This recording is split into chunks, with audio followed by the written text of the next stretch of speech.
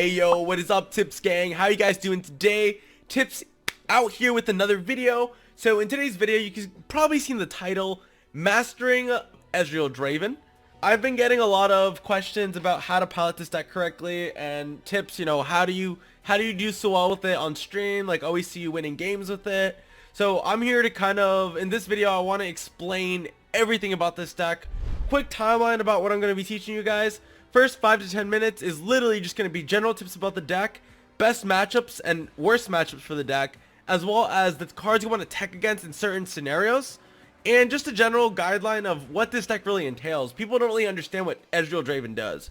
And also, you guys are probably like, why is this video super long towards the end, like the last 10 to 30 or however long this video is going to be? I'm not sure, but it's very long because this was also part of a coaching series that I want to kind of show you guys, the ones that are more visual learners. So we're going to go through conceptualization and theory in the early 5 to 10 minutes, and then we're going to hopefully go into delving into me actually teaching a gold player hit platinum with the deck. I will explain every single play we do and why we optimized for specific solutions. In the video, I am coaching my boy Hootsie on how to play the deck optimally. So, you know, for all you visual learners, this deck, every step of the way, process turn by turn, what you can do, what are your options, how do you deal with the scenario. So if you guys want to know that part of the video, that will be towards the end of it. Just kind of split it in parts and chunks for y'all that want to get as much information as you want, or for y'all that want to just get pieces of it and not all of it. Also guys, let me know if you like the length of this vid. I was debating whether I just make it a short 5 to 10 minutes and not include the coaching part. But tell me in the future what you guys think or like about it. I just wanted to, you know, tackle both sides. There's people that like watching the gameplays, people that actually just like hearing the conceptualization part or in theory of it. So let me know in the comments below. Like this video if it really helped you, and also sub if you want to see more of this type of content.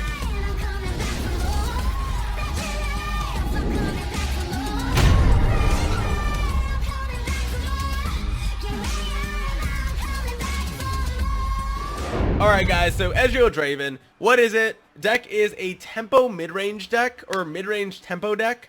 A lot of people like to say it's a control deck, or a lot of people like to say it is a aggro deck. I personally like to say it's control aggro, but I think the correct term is mid-range tempo. So the reason it's a mid-range tempo, guys, is because it generates a lot of early value with things such as Ballistic Bot. Obviously, there's so many different ways you can make your deck for Ezreal Draven. This is just my own version of it, right? Depending how you create it, it suffers in certain matchups, and others it does a little bit better. It's all percentages here and there. Before we go into the matchups and all that shenanigans, I just want to quickly talk about when you want to play Ezreal Draven, specifically like the meta. I don't know when you're watching this video, but hopefully the meta's changed or whatever, but I just want to talk about when you want to decide to like full send this deck, right? It is a hard control like meta. I advise not to, just because they don't really play that many units. This deck doesn't out control other control decks, so it's probably not worth trying. You're basically then forced to the aggro position of this deck, where you just have to smork your opponent to death, and you're basically on a countdown. If I can't kill my opponent by turn 8 with Farron or whatever, I end up losing the game. And that's not the position you want to be. You want to be the versatile guy, being able to shapeshift between, you know, being aggressive or control, or just, you know, going for full value with tempo swings. Control decks tend to not drop units, so you can't get that tri-beam on them, and, you know, getting that tempo swing or tempo buff over tempo, whatever you want to call it, chat. You know, you're not gonna get that full-on extra tempo over your opponent. Also, you don't get the Ezreal pings, right? You can't get the level up for that potential win condition. So it forces it to the aggro side, and then you just kind of are gonna lose if you don't beat them by then. But this deck does really well against things that are really hard aggro, or somewhere, you know, if they're very mid-rangey, like an Ashe Sejuani, like a Bannerman. But also keep in mind, if they are like very mid-rangey or like very aggressive, you want to be careful if they have harrowing, because harrowing makes them redevelop so much in so little time. You will most likely have burned all your options clearing all their units. If they harrowing, you just lose the game. So that's the only specific case for that. But yeah, guys, hard control, not really worth playing this deck. You can still win, but I don't recommend it, because you have like a less likelihood of winning, right? The matchup is not in your favor. But if it's very aggressive or mid-range, you usually can do well because of all the pings, and you're using everything you have in your ammunition. Tri-beams, you can get the Ezreal level up, and then you could either smork them. Either way. All right, guys, straight into the matchups. Let's fucking go. For the most part, you get value with things like Ballistic Bot. You have a lot of value in hand with things like Sentry into the Ravenous Flock combo. This deck has a lot of high value potential in the sense that you can get Ballistic Bot with the Ignitions. You can use that for extra cycling on the Rummage. You've also got crazy amounts of Shrooms from Chump Wump that you can use to keep cycling through your deck. And it's just a lot of value you can get.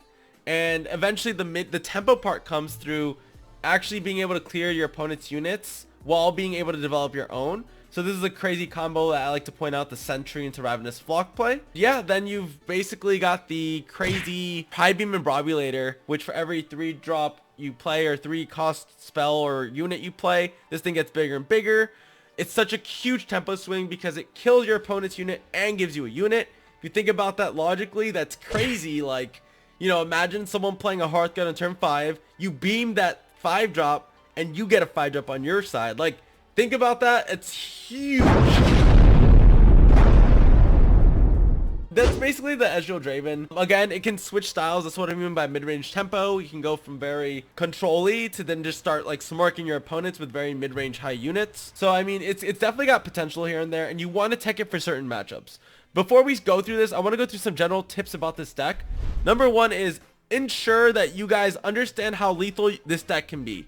So understand that this has so much spell burn, Mystic Shots, Get Excited, Static Shock. I guess you can consider that spell burn.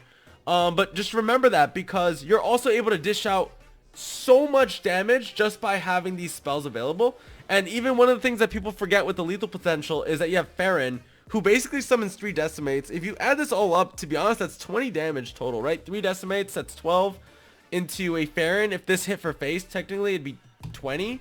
So I mean, just you can be very controlled, but at the same time pose lethal in the late game just by 1 card, which is super crazy. So you want to make sure you realize the lethal potential as well. Mix it in with your spell burn that you have. With Ezreal even being that last win condition, he can actually dish out a lot more even with your spells as well. So keep that in mind. And Ballistic Bot Ignition, like, you've got a lot of lethal potential, so always calculate that every single time in every matchup that you go to if it's ever worth you killing your opponent with this tactic. Another second thing you guys want to be really know about is the Sentry into Ravenous Flock combo. This is super important. This two unit or 2-card dynamic where basically, 2-card dynamic where you could either use this as a control, right? You basically stun into Ravenous Flock and it's just a huge tempo swing, or you can basically stop your opponent from life stealing, depending if they're a mid-range deck or any of that sort that runs healing. The Forger, they have the Radiant Guardian. You want to make sure you're playing this correctly against the correct matchups. We'll go cover matchups a little bit after this, but just make sure you have that potential. Like, that Ravenous Flock into Sentry is huge, especially understanding that in your Mulligan stage will really dictate a lot of games. So guys, one of the general tips that I want to include is the top 3 things you want to look out for in this deck. Number 1 is Farron. Number 2 is the Tri-Beam Imbrobulator. And then number 3 is going to be your Archdroid Sentry into the Ravenous Flock combo. Those are 3 of the most important, if not important, cards. I think it said 4 cards, but that's basically 3 of the combos, or 3 of the basically combinations that you want to know of, because this can dictate like the whole matchup. And just being able to understand when to pace your deck, whether you go quicker, you be more aggressive, or you be more on the control side. These are going to be the deciding factors to how well you're going to be slowing down your deck or how well you're going to be being more aggressive. That makes sense. That's the Sentry combo we were talking about. Could use it either for a control match, be very controlly with it, give you extra tempo, or you could use it as an aggressive if they have like lifesteal units that you're trying to block, or you know what I mean, they play a big unit, you stun them, and you go wide as hell. Like, that's another way of putting smork potential on the board. So, but this is a really good combo you want to understand, because again, it's the pacing. It's all about deck pacing. Whether you smork them quick or you kind of like chill back a little bit and control the board and wait for them to lose out on their hand size, right? make sure they use all their cards and resources until they're just top decking. That there's different ways to play this deck, and you have to understand it's up to you and about matchups. And again, I will cover the matchups in a bit. And the last thing I want to talk about is the Tribeam and Brobulator. I know we talked about the top 3, Farron and Brobulator and Ravenous Flock combo with the Sentry, but this is basically the Imbrobulator, and how I think I already explained how it works. For, you know, any 3 cost that you play, this gets bigger and bigger. It's one of the biggest tempo swings in this game, in my opinion. But one of the bigger things you want to know, this is just a little chart showing you the Tribeam drops. You mainly want to look for, so you want to mainly go from 4 to 5. These are the bigger drops, as you can see by these this total. So they have powers, what you can get from the powers, the health, and all the statistical stuff. So, and then the effects that you can potentially get, which is subjective, and then the totals over here, which they just add up, and you just get a point system, and you get this nice little chart based off of it. Quick overview, just so you guys know. What you want to mainly aim for are the 5s over here. As you can see, from 4 to 5, there's a pretty big jump over here, as well as from 7 to 8, there's a really big jump here as well. So if you can potentially get an 8 cost Tribeam, or you can get like a 5 cost Tribeam, you're usually in the money. Anything else around there, I mean, it's not that bad, but if you just look at the bodies that are provided from these, it's just vastly greater, in my opinion. Like, and you get just so much value because of this jump, just based off of score wise, right? Also, I'm a little confused with this 5, because you can get Hearthguard here. I don't know, I might be reading this incorrectly. I thought this was your max amount of power you can get, max amount of health. But yeah, you can get Hearthguard at 5 drop. Like, it's more consistent, the drops you can get with 5s. And then, you know, 4 and 6 kind of sway a little bit. Like, 6s usually are like weirdly shifted from like 4 to 6, 4 power, 6 health, around there, 3 power, 6 health, 7 health, something like that. And then like the 5 drops are usually more consistent with your base, and that's kind of what you want to look for, right? Tempo is all about dealing damage, or like, you know, a tempo is basically, you know, having a better board than your opponent. So you want to basically be able to deal damage to the unit with at least maybe a 5 damage or a 4 damage, right? And then getting a 5 drop or 4 drop on your side. It's like, it's literally like saying I cleared your unit, then I placed another unit, and that's immense value in terms of tempo, right? Just remember, guys, if there's a situation where you can potentially get it to 5 or 8, but like there's a dire need where they just played like a 4 drop, and it's like it'd be the perfect 4 drop swing. You have a thermal beam for next turn in case they want to develop something big again. Like, just don't follow, you know, the chart, right? Play based off the matchup. I can hold this Tribeam.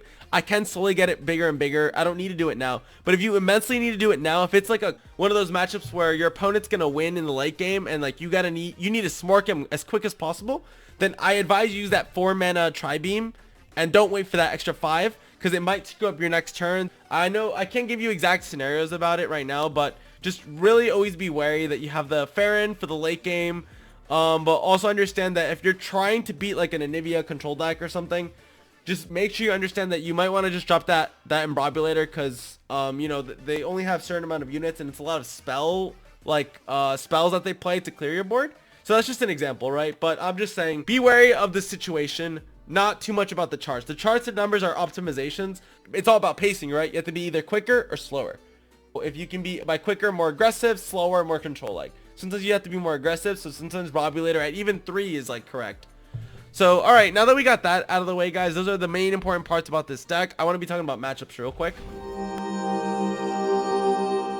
Alright, guys, so first matchup, Fiora Shen. So this is favored in Ezreal Draven 100%. I mean, it's maybe, what, like a 60-40, something around there? 65-40, 35. Well, can't do math. But yeah,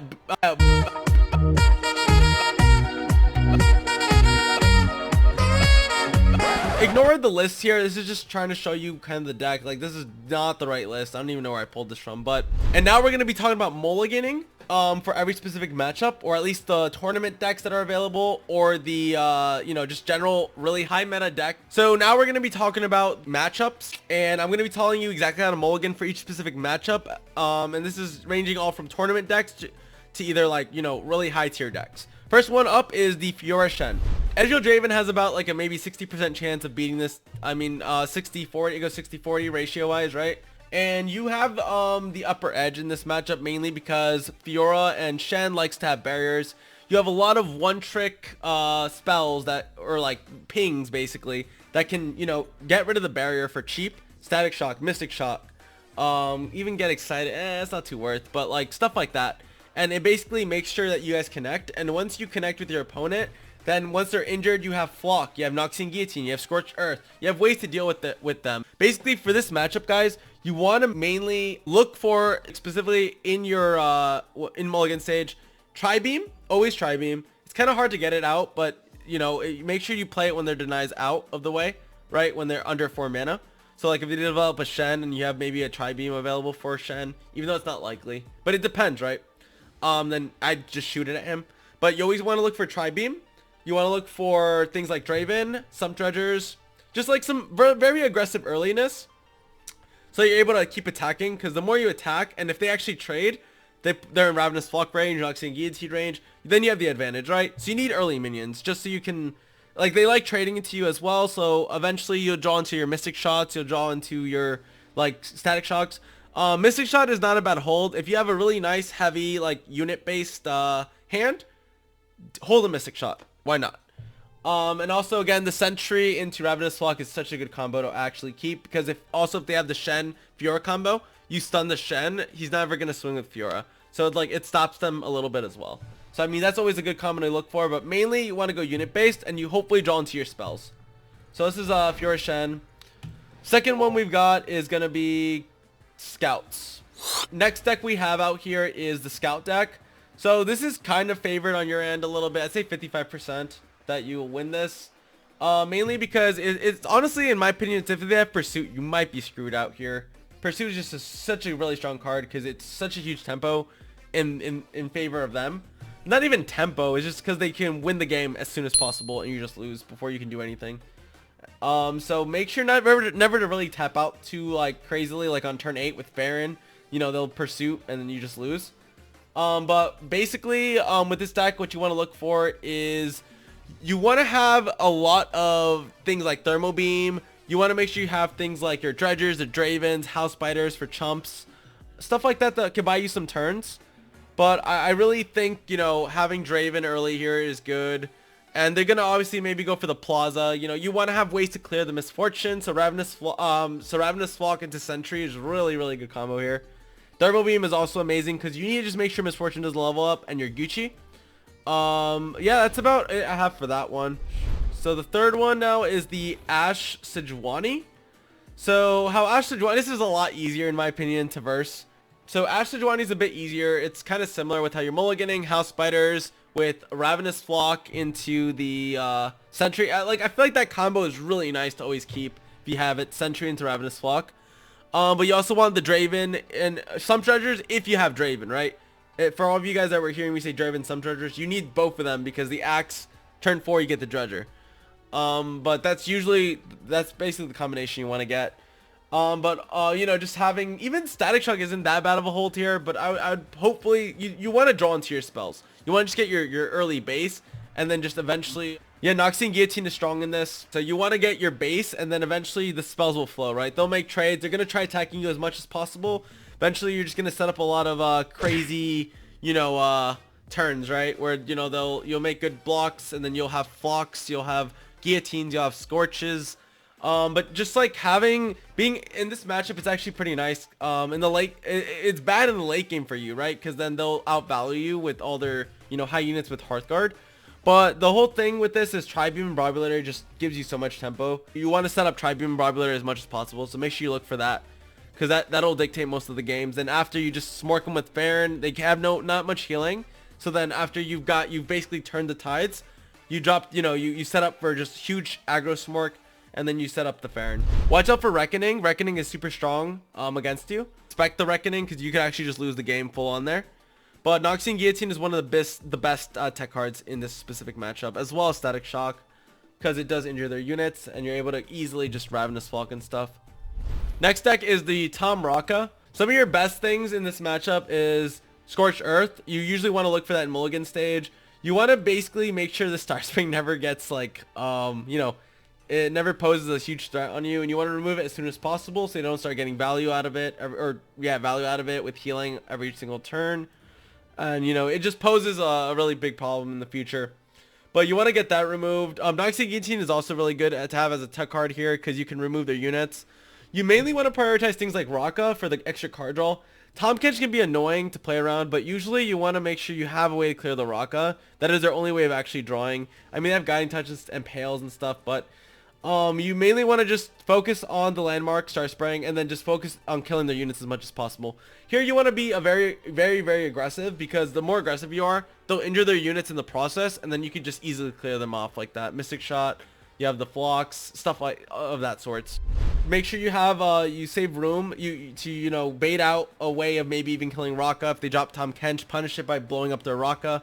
Like, that's one of their strongest ways of just winning, is honestly just drawing so much that you just can't have a way to deal with healing. Let's say that you want to Noxian Guillotine and you want to clear like 3 units, but they heal their unit to full health. Like, that's a huge punish. So you want to be able to play around cards that they could potentially have for healing. But if they're just bluffing constantly, you might just have to go for it. But what I like to do is set up like a Noxian Guillotine, and then they heal it max, and you just Mystic Shot them so that it always connects, right? Or hit them with like a Static Shock or something. So like your favorite in this matchup as well, by a little bit, 55 maybe 60. But yeah, that's basically the play you want to do for Soraka. Yeah, for Mulligan, Scorched Earth always, and obviously Draven, some treasures if you can. And Noxian Guillotine early hold would be kind of okay as well. So the next deck we have here is the Targon Plaza deck. Basically it's super annoying because of all the heals they have with Star Shapings. They have even Radiant Guardians. They've got Sunforger, Plaza to make those trades happen. What I think in this specific matchup is you want to basically Tri-Beam as soon as possible, right? You always want to look for most matchups is usually Tri-Beam is never a bad card to start with. You want to get House Spiders for aggro smorking, Draven. You want to smork them like in this matchup. Holding Sentry is probably really correct here early game. But you need a Draven, or you need a Sump or something, right? Something that you can be very aggressive with. Sentry is great because when they want to start trading, right, they drop Plaza. Turn 4, they start getting their lifesteal in. If you can keep denying them that actual lifesteal, you might be in a spot where you can just like kill them off before they they heal enough. And you just win the game, right? Remember, your reach with Farron is crazy, so hopefully you can draw into that. It's not really good to hold it at the beginning, but understand that you could use it aggressively or defensively, but just make sure you know where it's going, right? If they Plaza, they're gonna heal a good amount, so maybe centering there is correct. If let's say you're developing and they play a lifesteal unit, you can stun them there, and then everyone goes full smart. So you want to play smart around this matchup. But those are usually the good Mulligans. And you are favored a little bit, I think, in this matchup. It can be a little rough, but I do like the Noxian Guillotine can clear a lot of these things. Next deck is Go Hard. This isn't played that much anymore after the nerf, but you were unfavored in this matchup because they have just so many blockers and chumps that you basically can never really go through to them. And they just have a better late game than you, in my opinion, with Ledros with Pack Your Bags combo. It shouldn't be a problem anymore after the nerf because I don't think I've seen it in the ladder as much, but it's still proper to cover. Here you would mainly just look for a lot of your aggro options like Draven. Tri-Beam is kind of decent, I guess. Clears off the TF, gives you a unit. But mainly I would probably just look for very aggressive lines. Just Draven, House Spiders, Dredgers, right? Maybe screw the Tri-Beam, but I mean it's always good to hold a Tri-Beam, but Mystic Shot would be great in case to clear their TF. But yeah, stuff like that, just very aggressive line. You can't really go much elsewhere. Now we're almost down to one of the last matchups. We have the Ezreal Draven, which is the mirror matchup here. So it's basically a 50-50. Honestly, the way you win this is out-tempoing your opponent. And you're able to do this by whoever can get as many Barbalators in hand as soon as possible. We talked about it's one of the biggest tempo swings out there. Deal 3, I get a 3-cost unit on my board. If you can get maximized on Barbalators in your hand, and eventually you play all your 3-drops, you might win the game. But be wary, you could break within Barbalators and not have enough 3-drops to actually get a board. So again, you want to just probably look for maybe 1 Imbarbulator early, get a Draven, or even 2. But if you have a Draven, you want the Draven Dredger combo always, right? You want to start stacking your 3s. House Spiders is good in this. Ballistic Butt is good in this. Things that will generate you value over time. Be wary about the reach. None of you guys can heal in this matchup, so Farron might just be a GG's for whoever gets it first. Or, just make sure you also don't go under the, 3 decimates is 12? Yeah, if you go under like 12, you're kind of already screwed. Because then they also have burn potential. So usually keep yourself healthy as possible. Block when necessary. You might have to even block like when they're just smorking you for 2 damage, because You guys don't have healing, remember, and it can be very lethal in this matchup specifically. So I would say go for an early board for the most part, and just try stacking up Imbrobulators as if you can. Just be wary, you need to have 3 drops for this to actually work. So I would say maybe hold 2 at most, maybe even 1. But just get your early units on the board as soon as possible. Next on we have Feel the Rush. So Feel the Rush is actually not favored in Ezreal Draven's favor, or is not favored for you guys.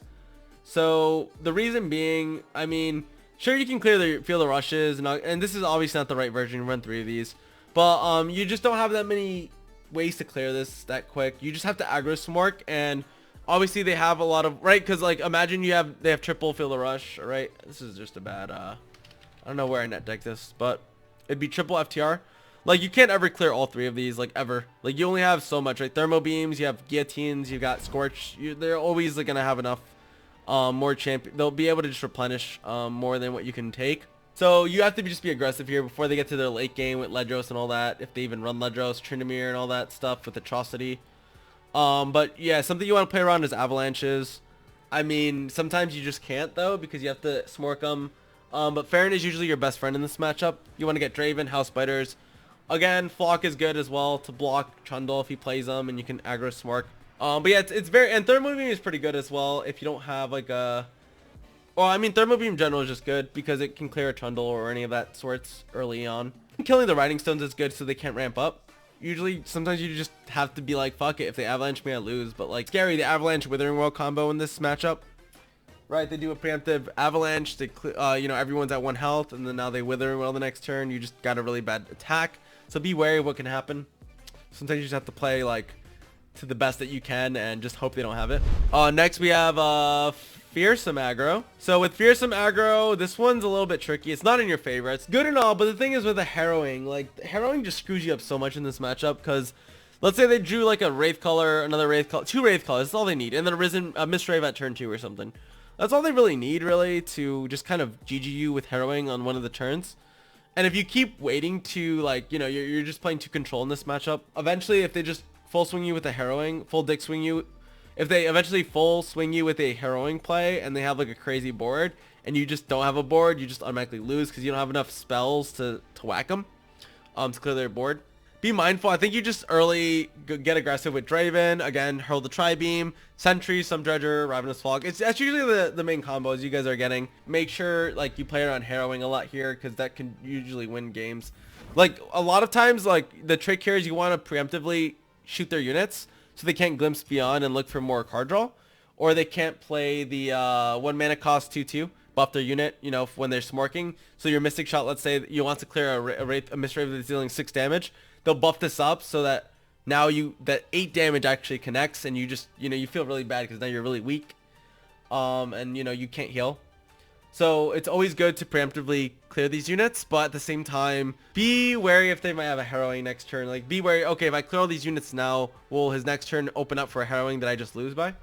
So the last one we're gonna be talking about is Zoe Lee. In this matchup, you want Spell Thief. You want Thermo Beams. You want Ravenous Fog, Draven, Imbrobulator, or I said Tri-Beam Imbrobulator. And also a Mystic Shot is kind of alright, only if you have a really good hand already. But basically the matchup, you want to be very aggressive at the early game because Zoe just gets infinite generated value. You want to just have removal for Zoe as soon as possible with your Mystics. This is why I'm saying it's really good to hold if you have an early aggressive hand. But maybe it's just generally good to hold in case they have Zoe, but it could slow you down if you don't have units at the beginning. Plan out your turns. Make sure you can bait out like a kill on Lee. If he plays it earlier, it's better. He has less protection. You have better ways to, you know, clear him up. If you're gonna guillotine or scorched or whatever the Lee, just make sure you can make sure he's injured, right? I guess. So you want to ensure you just kind of play around dying from Lee Sin, but at the beginning your game plan is aggro smorking, and if it's not working, just make sure Lee dies. Because without Lee, the deck's kind of trash, to be honest. And that's my recommendations, to make sure Zoe doesn't get as many hits in there, to be honest. She does kind of bait removal, but I'd rather them potentially go for the Zoe and maybe not draw into Lee, and then you just win the game. Hopefully you guys enjoyed. For this last part of the video, I'm just going to be showing you like scenarios, me actually coaching someone climbing with this deck and telling you exactly the big brain moves you want to be doing to make sure you win all these matchups. And yeah, this is going to be real time. Also, there's like a misplay there that I'm going to be showing y'all. It's going to be kind of funny, but I was under the impression that decimates did like 5 damage each. So I was basically saying, oh, let's pressure the opponent. And then we ended up losing that. I'm going to include that misplay because I don't know why I thought the axes were 5 damage each. They're 5 mana, not 5 damage. But you'll see, and you could have done the optimal play. We had the optimal play in hand, right? Then we would have just won the next turn. But you guys can tell by misplays. I like showing misplays because they show how to just become a better player and just make sure you think of every scenario. Anyways, guys, that's that, and you'll be seeing it later in the video if you watch all the coaching session. But yeah, guys, hopefully you guys enjoyed it. If you guys like this content, don't forget to subscribe to my YouTube channel right here, and let me know if you like this video, if it was informative. Also, feel free to drop a comment, you know, tell me you like my cut G or whatever that sorts. And yeah, also feel free to follow me up on my Twitch. We do decks like these all the time. If you want to see the Ezreal Draven, just hit me up on the stream or whatnot. Twitch.tv/TippyTipz. So let me know, guys, if you guys want to, you know, just follow me up and just see me play some cool decks and, you know, climb with it in Masters. Yeah, I will go straight into the coaching video. Take it easy, guys.